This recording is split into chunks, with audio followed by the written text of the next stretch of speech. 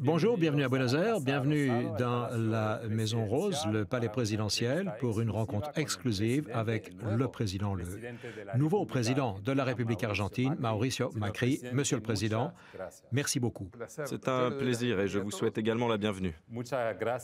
Merci de nous rencontrer, mon collègue de Radio France Internationale, Arturo Shapiro. Bonjour, Monsieur le Président. Ma première question concerne le fait que 10 ans après la visite de George Bush au sommet des Amériques, qui a marqué une décennie d'absence de rencontres entre les États-Unis et l'Amérique latine, Barack Obama va maintenant se rendre à Cuba et ensuite il va venir vous rencontrer ici. C'est un moment où les gouvernements du Venezuela et du Brésil sont un peu affaiblis. Est-ce une nouvelle étape qui commence dans les relations entre l'Amérique latine et les États-Unis à partir de maintenant? C'est ce qu'on espère. C'est l'idée. Un nouveau chapitre dans les relations de l'Argentine avec le monde. Et la visite du président bulgare, du Premier ministre italien, du président français et du président américain représente pour nous une preuve d'affection, une preuve de l'intérêt qu'on nous porte. Nous pourrons ouvrir un nouveau chapitre dans nos relations, nous pourrons ouvrir une nouvelle histoire constructive et nous sommes prêts et nous avons pris la décision en Argentine de suivre le chemin des bonnes relations, du dialogue tant en interne qu'à l'extérieur. Et nous espérons, nous attendons ces visites avec beaucoup d'enthousiasme. On a critiqué à l'époque ce qu'on avait appelé les relations quasi charnelles de l'Argentine avec les États-Unis. Comment peut-on caractériser ces nouvelles relations? Ce seront des relations intelligentes, matures, guidées par l'intérêt commun. Ce que je recherche, c'est de générer de la confiance et nous espérons que nous pourrons amener de nouvelles perspectives de progrès pour notre pays. Je suis engagé auprès des Argentins à parvenir à une Argentine qui soit exempte de pauvreté. Et il faut pour cela déployer des efforts conséquents dans un monde qui fait face à de nombreux défis. Et pour créer de l'emploi, c'est l'une des plus grandes préoccupations de tous les pays. Le président français va également venir en Argentine après le Premier ministre italien. Il y a quasiment 2 décennies que ce type de personnalité n'était plus venu. Je pense que la dernière visite bilatérale d'un président américain était il y a 26 ans, je crois.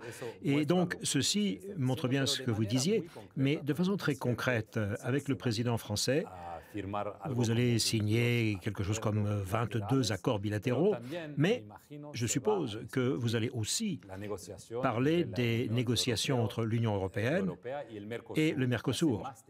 Il y a plus de 15 ans que cette négociation dure, mais tout semble être bloqué. Avez-vous l'espoir qu'enfin, on va arriver rapidement à quelque chose sur cette question? Oui, c'est le cas. J'espère, comme cela dépend fondamentalement de la France, car le point qui a bloqué ces négociations, ça a toujours été l'agriculture, car la France est un acteur agricole majeur en Europe. Donc cela dépend beaucoup du président Hollande et j'espère que quand il viendra ici, nous pourrons trouver un accord pour lancer un processus qui durera très longtemps, mais ce processus n'a toujours pas commencé. Et donc notre défi, c'est de lancer ce processus. Donc je suis très enthousiaste et j'espère que cet élément, en plus des échanges de sciences et de technologies, des échanges entre entreprises, des échanges culturels, il faut savoir qu'il y a toujours eu des rapports culturels entre les 2 villes, entre Buenos Aires et Paris. J'étais moi-même maire de Buenos Aires et il y a eu des rapports culturels appuyés par le gouvernement français. J'espère que ces relations culturelles historiques nous serviront pour générer de nouveaux flux d'investissement en France et en Argentine et l'investissement de la France sera très bien reçu et nous espérons que cela aidera à créer des emplois pour les Argentins. Concrètement, quand espérez-vous que ce traité pourra être signé entre l'Union européenne et le Mercosur, en étant réaliste? Au cours des 30 prochains jours. Un autre chapitre un peu difficile, les îles Malouines. Il y a quelques jours, le ministre de la Défense britannique, Michael Fallon, s'est rendu aux Malouines. Il a dit que la Grande-Bretagne allait investir de l'argent pour des installations militaires. Il a dit qu'il n'allait jamais négocier la souveraineté des Malouines. Il n'y a pas eu beaucoup de réactions ici à Buenos Aires. Est-ce que cela veut dire que sur cette question aussi, il y a une volonté de la part de votre administration d'essayer de changer les choses et peut-être pour enfin trouver une solution à ce problème?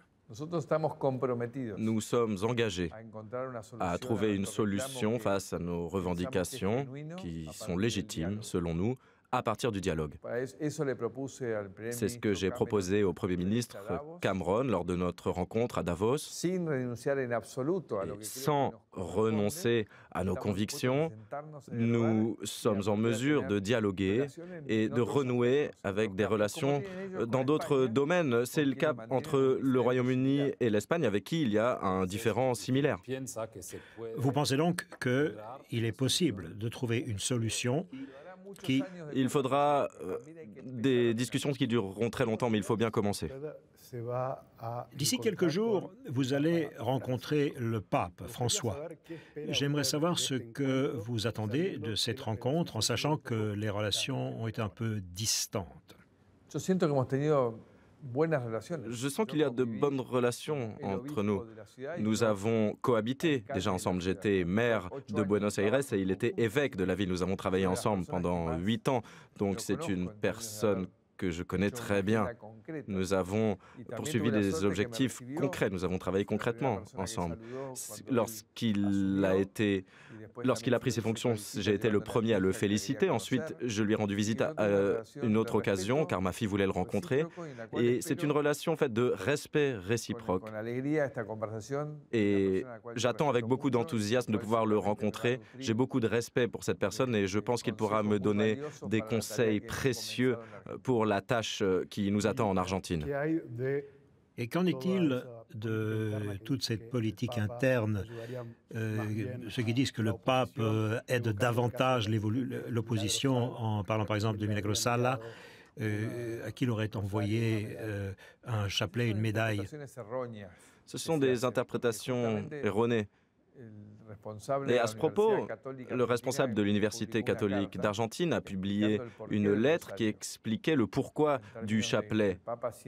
Il expliquait que le pape peut donner à un pécheur la possibilité de se repentir par la prière. Mais bon, je ne veux pas interpréter ce que fait le pape. Je ne fais que relater ce qui a été dit par M. Fernandez. Le pape a parlé d'autres questions également, et il a parlé de la mexicanisation de l'Argentine, en parlant de la question du trafic des stupéfiants et de la façon dont celui-ci avait pénétré l'Argentine. Vous avez critiqué l'administration précédente pour son travail, en disant qu'elle était soit incapable, voire complice. C'est une priorité pour vous de lutter contre le trafic de stupéfiants. Mais en Amérique latine, très souvent, lutter contre le trafic de stupéfiants, cela veut aussi dire travailler avec les États-Unis. Allez-vous travailler de manière très intense avec les États-Unis sur cette question? Vous allez en parler avec le président Obama lorsqu'il va venir en mars? Oui, tout à fait. Nous souhaitons travailler avec les États-Unis, mais également avec le Brésil, avec la Colombie, le Pérou, avec le Chili, avec tous les pays qui sont touchés par le même phénomène que nous. L'essor du trafic de stupéfiants, ce sont des objectifs mondiaux, la lutte contre le trafic de stupéfiants, la lutte contre le terrorisme, la lutte contre le changement climatique. Faire en sorte que la révolution technologique crée de nouvelles perspectives et qu'elle mène à davantage d'inclusion, de solidarité. Et ce sont là des combats que mène le pape, mais également tous les pays du monde, et l'Argentine veut travailler sur l'ensemble de ces questions. Le trafic de drogue nous préoccupe beaucoup et nous travaillons à lutter contre ce phénomène depuis le premier jour. Mais le fait que les États-Unis pourraient intervenir sur cette question en Amérique latine crée beaucoup de controverses, non seulement la présence des États-Unis. Pour vous, ce n'est pas un problème? Bien au contraire, c'est un appui en matière de renseignement, un appui logistique, un appui en matière de formation dans une tâche. Comme vous l'avez dit, le gouvernement précédent n'a rien fait face à ce phénomène pendant 12 ans. Tout ce que ce gouvernement a fait, c'est être témoin, être un observateur, voire complice d'une expansion systématique du trafic de stupéfiants. Être complice, c'est être acteur. Je voudrais parler d'une question dont on parle beaucoup en Argentine et un peu partout dans le monde. Alberto Nisman, le procureur qui enquêtait sur l'attentat contre Lamia, l'Argentine a accusé l'Iran.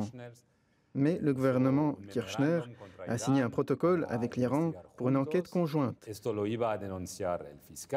Le procureur a dénoncé le mémorandum. Et quelques jours plus tard, on l'a retrouvé mort, il y a un peu plus d'1 an. Pensez-vous qu'il s'agisse d'un assassinat ou d'un suicide? Je pense que ce qui est grave, c'est que nous ne sachions pas ce qui s'est passé. Mon engagement, c'est d'aider la justice à enquêter en toute liberté. Tout d'abord, si les dénonciations de Nisman sont avérées, à savoir qu'il y a eu un accord que nous ne connaissons pas qui a mené à ce mémorandum, qui n'existe plus d'ailleurs, suite à une décision de mon gouvernement, et deuxièmement, pourquoi le procureur est-il mort? Donc, ce sont deux vérités que nous devons connaître en Argentine. Comme je l'ai dit, cette étape de l'histoire de l'Argentine se construira à partir de la vérité et il faudra aller jusqu'au bout. Vous pensez qu'il y a des liens entre l'Argentine et l'Iran qu'on va découvrir un peu plus tard? Ce mémorandum était inconstitutionnel, mais en plus, il a été élaboré dans le dos des citoyens argentins et nous voulons savoir quelle était la raison de ce mémorandum et nous voulons savoir si ce qu'a dit Nisman était vrai ou pas. Passons aux questions économiques. On a annoncé à New York un accord imminent avec les holdouts, ce qu'on appelle les fonds vautours. Que pouvez-vous nous dire à cet égard? Que nous souhaitons mettre un terme à tous les conflits que l'Argentine traîne depuis de nombreuses années. Tout ce qu'ont généré ces conflits, c'est un manque de croissance pendant 4 ans pour notre pays. Et nous allons pouvoir libérer les énergies en fonction du développement, de l'investissement, de la création d'emplois. Et donc, je suis optimiste. Il y a un accord qui a été présenté au tribunal à New York. Nous avons fait preuve d'une attitude saine, constructive, ouverte. Et pensez-vous qu'il y aura un dénouement rapide? Je suis toujours optimiste. Oui, parce que je pense qu'il y a également une date qui est fixée pour la fin du mois de février, pour trouver un accord le 29 février. Le juge a établi que nous avons jusqu'au 29. Et c'est une grande avancée pour nous. Le juge a également dit que si nous adoptons les lois qui nous permettront d'effectuer des règlements, eh bien les barrières seront levées et nous pourrons à nouveau commercer et nous financer à l'international. Après 2 mois de gouvernement, votre administration est... La mauvaise administration, est devenue la principale préoccupation des Argentins. Comment pensez-vous lutter contre celle-ci en sachant qu'aujourd'hui, on ne peut pas avoir une seule statistique qui puisse expliquer la réalité de l'inflation? Bien, la première chose que nous avons faite, ça a été de libérer le Bureau national de statistique pour qu'il puisse publier son rapport mensuel. Le problème, c'est que cet institut avait été démantelé à un tel point que nous avons fait appel aux meilleurs experts. Ils travaillent depuis un certain temps et nous espérons qu'à partir du mois de juin, nous pourrons avoir des informations officielles. Mais nous travaillons toujours activement pour faire baisser l'inflation. Et pour cela, il faut une bonne gestion. Il faut mettre un terme au gaspillage, aux dépenses publiques inutiles. Il ne faut plus avoir recours à cette émission de monnaie qui fait que ce sont les plus défavorisés qui souffrent le plus de cet impôt pervers qui est imposé par un gouvernement qui n'y connaît rien à la gestion. Justement, à ce sujet, il y a eu des milliers de licenciements dans l'administration publique dans différents endroits du pays et d'après les syndicats, il y aurait également eu des dizaines de milliers de licenciements dans le secteur privé. Que répondez-vous à ces critiques? Ce que nous cherchons à faire, c'est rétablir la valeur de l'État. Sans État, l'Argentine ne pourra pas progresser. Il faut donc rétablir la fonction publique, les concours, la formation. Il faut introduire des nouvelles technologies et il faut cesser d'utiliser l'État comme un butin de guerre de la politique. Celui qui arrive au pouvoir nomme des amis, des proches, et si le gouvernement quitte le pouvoir, il nomme le plus de personnes possible. Et donc cela nuit aux citoyens, car les impôts ne servent pas à construire de meilleures écoles, de meilleures routes, des ports, garantir des approvisionnements en énergie. Et ces dépenses deviennent des dépenses qui ne contribuent pas à la croissance. Et donc nous devons établir un État qui est au service de la population, qui donne des réponses. Et les licenciements qu'il y a eu dans le secteur privé étaient liés à une croissance en berne dans notre pays. Et le gouvernement précédent a eu peur d'agir. Il s'est intéressé avant tout aux effets et non pas aux causes. Et donc, le gouvernement a licencié sans se demander pourquoi on ne vendait pas plus, alors qu'en fait, il y avait un manque de dialogue avec le monde, un manque de financement, il y avait une inflation, tous ces problèmes étaient agrégés. Justement, face à ce sentiment de mal-être, vous avez mis en place un protocole qui est un cadre permettant de réglementer la manière de manifester. En même temps, on parle de criminalisation des manifestations. Je pense ici au cas, par exemple, de Milagros Sala. Que répondez-vous à ces critiques? Dans le cas de Milagros Sala, tout d'abord, il faut dire que je respecte avant tout l'indépendance du pouvoir judiciaire. Il y a une autorité judiciaire dans la province de Cocuy qui a mené une enquête suite aux plaintes. Et tous les jours, il y a de nouvelles surprises pour les Argentins. On se rend compte qu'il y a de plus en plus de délits qui sont découverts. Mais cela ne rentre pas dans ma sphère de compétences. Moi, je m'occupe du pouvoir exécutif au niveau national. Mais ce que nous voulons, c'est trouver une forme de cohabitation plus respectueuse pour tous. Car ceux qui veulent manifester peuvent manifester, mais ils ne doivent pas affecter la vie de ceux qui veulent aller travailler, qui veulent aller à l'hôpital, qui veulent se rendre à l'école. Car nous savons que ce cap n'est pas bon. Bloquer la vie des autres, cela crée plus de chômage, plus de problèmes. Votre administration n'est pas en train de faire une chasse aux sorcières contre le kirchnerisme. Je me suis engagé dès le premier jour à rassembler les Argentins. Je déplore le fait que certains responsables kirchneristes tentent de bloquer notre action en tant que gouvernement, mais ma mission, ce n'est pas de persécuter les kirchneristes, c'est d'assurer la croissance de notre pays et de donner du travail aux Argentins. Et ce que nous faisons au niveau de l'État, ça a été de faire partir ceux qui n'ont rien à y faire, ceux qui sont rentrés par la fenêtre, et nous le faisons en défense des Argentins. Voilà ce que nous avons fait. Il n'y avait plus d'État en Argentine? Il n'y en avait plus. En vérité, ce gouvernement était formidable, car le kirchnerisme a parlé de l'État, seulement de l'État pendant 12 ans, et tout ce qu'il a fait, ça a été de détruire l'État. Nous avons de statistiques sur rien. L'Argentine est endettée. Le gouvernement a également gâché le moment le plus important pour l'Argentine en termes de recettes, car il y a eu une montée des prix record au cours des 10 dernières années, et parce qu'il n'y avait pas d'État qui aurait eu l'intelligence de saisir cette occasion, eh bien, cette occasion a été manquée. Sur la question des droits de l'homme, nous avons vu que là aussi, il y a eu rupture par rapport au kirchnerisme. Par exemple, vous avez critiqué le Venezuela. Et ceci n'aurait jamais été possible avec le gouvernement précédent. Pensez-vous qu'il est important de critiquer les pays, même de gauche, en Amérique latine, sur cette question? Souhaitez-vous continuer à critiquer le Venezuela ou Cuba ou d'autres pays? Parce qu'il semble que sur le continent, il y a toujours une espèce de crainte Il y a 2 poids, 2 mesures. Moi, j'ai un seul objectif, défendre les droits de l'homme, indépendamment de la situation. Au Venezuela, il y a des violations des droits de l'homme. Il y a des personnes qui sont emprisonnées sans motif. La seule raison, c'est que ce sont des opposants politiques.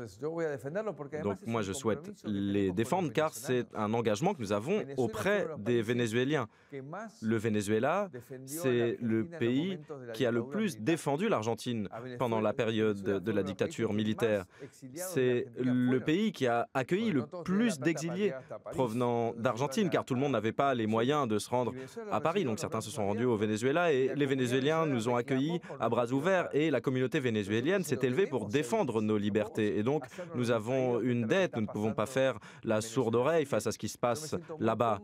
Et donc je suis très heureux d'avoir dit la vérité, c'était mon engagement. Il y a également une question qui est liée à celle des droits de l'homme, c'est la question des personnes disparues dans ce pays. On parle toujours du chiffre de 30 000. Certains ont dit non, ce n'était pas 30 000, mais 8 000. La Commission nationale sur les personnes disparues, la CONADEP, elle parle de 9 000. Mais il semblerait que ce chiffre de 30 000 est comme un tabou. On ne peut pas en parler, sinon les gens se fâchent. Faut-il en parler ou faut-il le laisser en paix? Quel serait le sens de parler du chiffre? Ce qu'il faut saisir, c'est la gravité des événements, la gravité de ce qui s'est passé. Il y en a qui ont mené des enquêtes, qui ont dit qu'il y avait eu 9 000 à 12 000 disparus, d'autres ont avancé le chiffre de 30 000. Moi, ce qui m'intéresse et ce qui fait partie de mon engagement, c'est qu'un épisode de ce type ne se reproduise pas en Argentine. Ce qui est important, c'est que nous puissions vivre en démocratie, une démocratie qui puisse résoudre les problèmes de la population. Nous avons de nombreux défis qui nous font face, des problèmes en matière de droits de l'homme, de droits humains, des personnes qui n'ont pas accès à un logement, aux égouts, à l'eau courante, à un travail digne ou à l'éducation publique. Et c'est ce qu'ont compris tous les Argentins. Nous avons compris ce qui s'est passé lors de la dictature. Et donc, il n'est pas important de discuter du nombre de disparus. Ce qui est important, c'est la défense des valeurs. Dernière question. Il y a des gens dans ce pays, comme dans d'autres pays, qui disent que Mauricio Macri, c'est la droite impérialiste, c'est un agent des États-Unis qui ne travaille pas pour l'Argentine, mais pour les États-Unis. Mauricio Macri, c'est un rêveur passionné qui aime son pays et qui va faire tout ce qui est en son pouvoir pour que les Argentins puissent avoir de meilleures perspectives. J'aime mon pays, j'aime mon peuple et j'ai confiance en les Argentins. Et en leur nom, j'aurai de meilleures relations, de bonnes relations avec tous les pays du monde et je défendrai toujours les intérêts des Argentins. Un dernier mot, comme dernière question. Si je vous demande de faire un choix entre Maradona et Messi. Pour une finale, peut-être Maradona, mais pour jouer tous les dimanches, Messi. Merci beaucoup, Monsieur le Président. Merci d'avoir accepté de nous rencontrer. Merci d'avoir regardé cette entrevue sur France 24 et Radio France Internationale.